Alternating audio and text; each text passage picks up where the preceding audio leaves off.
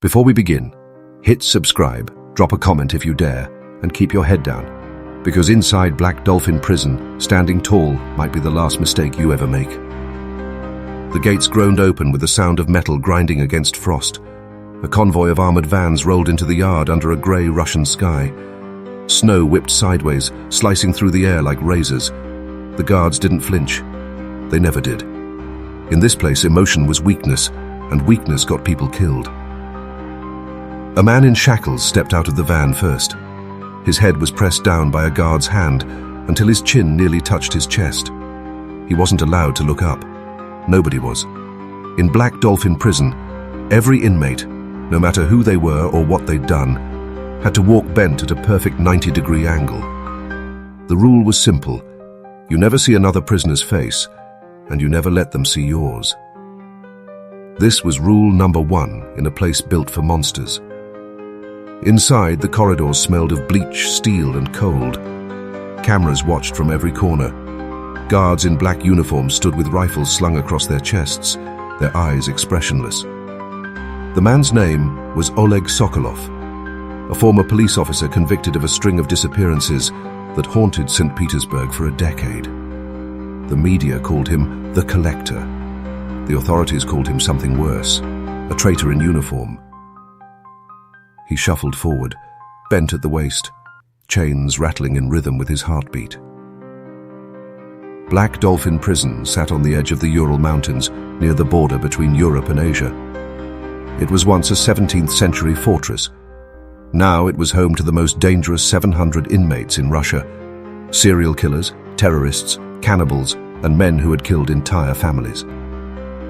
Western journalists had begged for years to get inside. Most were denied. Those who did enter said it was like stepping into another world, a place frozen in time where humanity didn't exist. But the story that brought the prison into the spotlight wasn't about who was inside. It was about why they were still alive. Detective Michael Rains, an American investigator with Interpol, arrived in Russia in late 2023. He wasn't there for tourism.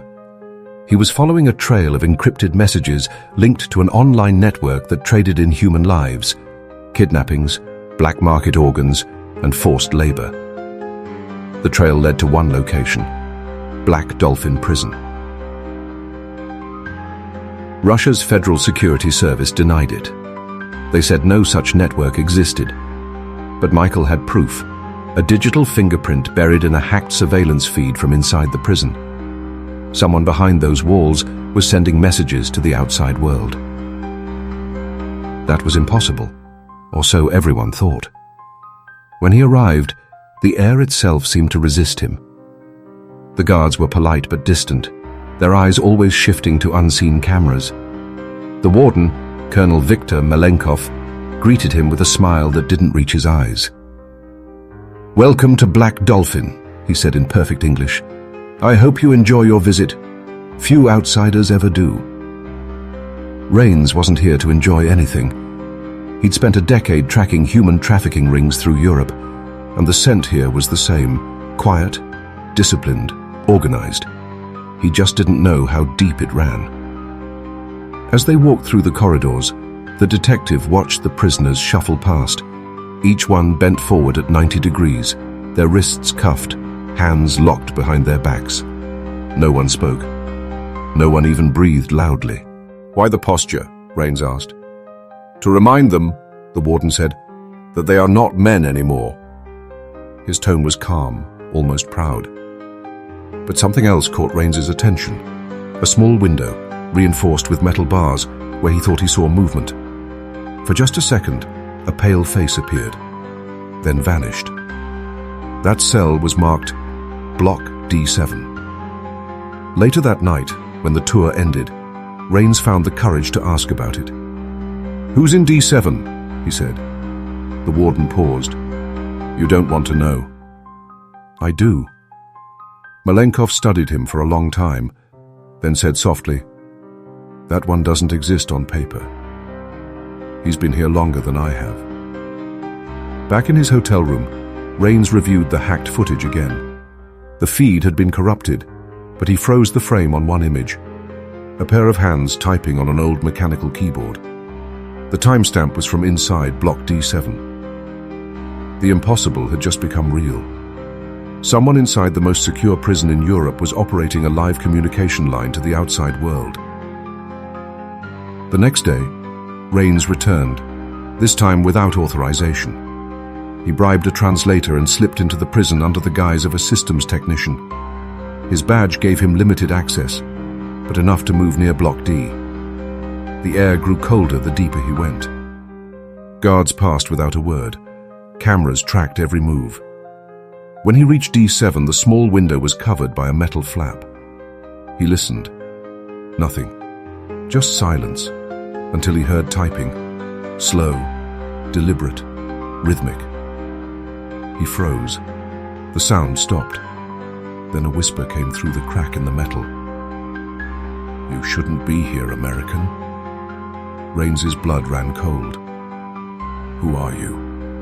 The voice chuckled, a dry, hollow sound. "The one they can't bend." He stepped back, heart racing. Suddenly, the corridor lights flickered. Then alarms blared. Within seconds, guards flooded the hall. They threw him against the wall, shouting in Farsars, "Usian." The warden appeared moments later, his expression calm, almost rehearsed. "Detective Rains," he said coldly, "you've seen too much." Rains was escorted out of the prison that night. His request for further investigation was denied by both Interpol and the Russian Ministry of Justice. The official report claimed he'd been compromised by stress. But 2 weeks later, he received a package at his office in Lyon. No sender, no return address, just a flash drive wrapped in brown paper. He plugged it in. One video file. Timestamp, Black Dolphin Prison, Block D7, 2:14 a.m. The footage showed the inside of a small, dark cell. A man sat hunched over a desk, typing. His face never visible, but the message appeared clearly on the screen. They walk bent because they're being watched, even the guards. The screen flickered, then another line appeared. "The real prison isn't here. It's out there." Rains stared, frozen, as the camera turned slowly toward the corner of the room. There, hidden in shadow, was another camera, and something, was watching back. Then the feed cut to black. And in that silence, Rains realized the worst truth of all. Black Dolphin Prison wasn't just a cage for killers. It was a machine, and someone out there was still running it. But when they opened the locked basement door beneath Block D, what they found changed everything. 2 weeks after receiving the mysterious flash drive, Detective Michael Rains couldn't sleep. Every night, he replayed the same lines from the video. "They walk bent because they're being watched, even the guards. The real prison isn't here. It's out there." He'd seen hundreds of disturbing cases before, but this was different. The handwriting, the typing style, even the rhythm of the keystrokes matched none of the known inmates. Whoever sent the message wasn't a prisoner, or at least not one officially listed as alive. He began digging. Within days, he discovered something buried deep inside Interpol's restricted archives, an internal memo from 2016. It referenced Project Nix, a classified joint program between multiple intelligence agencies. The memo mentioned behavioral containment through sensory deprivation, a phrase that made Rains's stomach turn. The attached document was labeled Location BD7 Facility, Black Dolphin, Block D7, the same cell from the flash drive. Rains tried to reach Colonel Malenkov for answers, but the line was disconnected. The prison's official website listed him as retired due to health reasons. There was no forwarding address, no trace. It was as if he'd been erased. Still, Rains couldn't let go. He boarded a flight back to Russia under a different name, using an old contact within the European Bureau of Intelligence to forge clearance. His cover, a journalist writing about human rights violations in Russian penitentiaries. When he reached the border town near the Ural Mountains, snow blanketed everything. Locals stared at him like they knew what he was here for, but were too afraid to say it. At a small diner, an elderly woman approached his table. She wore a heavy coat and carried a faded photograph. Without a word, she placed it before him. It was Colonel Malenkov, standing beside another man, dressed in the same guard uniform, only younger. Behind them was a sign, Block D7 Research Wing. "Who gave you this?" Rains asked. The woman looked around nervously. "My son worked there. He never came home." Her voice trembled. "They said he was guarding monsters, but the monsters were never behind the bars." Before Rains could ask more, the woman stood and left through the back door. Moments later, her car sped off into the snow. He never saw her again. That night, Rains drove toward the prison's perimeter road. The gates were guarded, but the old service tunnels from the Soviet era, mapped decades ago, were still there. He found one, half buried under ice. The metal hatch was rusted, but it opened with a groan that echoed through the night. Inside, the air was damp and thick. The tunnel stretched for miles, lit only by the faint beam of his flashlight. The deeper he went, the louder a low hum became, like machinery buried beneath the earth. At last, he reached a heavy steel door. Faded paint spelled one word in Russian, Nix, N-O-X. His heart pounded. He forced the door open. Inside was a laboratory. Dust-covered computers lined the walls. Old monitors flickered with static. On the far desk, a journal lay open. Its last entry dated March 2017. Test subjects respond to visual restriction protocols. Motor posture enforced to maintain sensory control. Neural data transmission stable. External observation active. Below that, one line was written in red ink. They must never look up. If they do, it sees them. Rains froze. Something in the room buzzed to life. The monitors blinked, and the same words from the flash drive appeared. "Welcome back!" He stepped back, pulling his weapon. "Who's there?" Silence. Then a distorted voice came through the intercom. "You came looking for them, detective, but they've been looking at you." Every light in the room turned red. The metal door behind him slammed shut. On the monitors, live footage appeared. Grainy, black and white. Prison corridors. Bent prisoners shuffling in unison. Guards standing motionless, heads down. Then one of the prisoners slowly looked up. Rains's breath caught. The man's eyes were wide, unfocused. His mouth moved, forming words that shouldn't have been possible to hear through the screen. "Don't look up, Michael." Static ripped through the speakers. When the video cleared, the figure on the screen wasn't a prisoner anymore. It was Rains himself, standing in the same lab, watching the same monitors. He turned around, flashlight trembling. Nothing.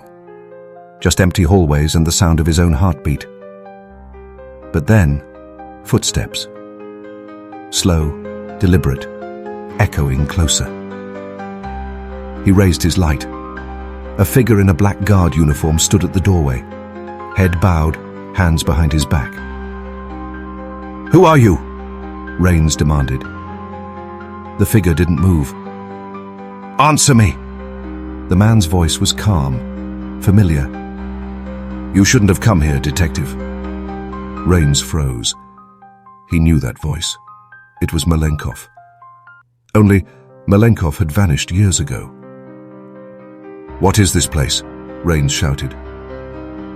"The place where obedience becomes survival," Malenkov said softly. "We tried to control them, but now it controls us." The red lights flickered, and suddenly the monitors showed hundreds of live feeds, each one showing a prisoner walking bent at 90 degrees.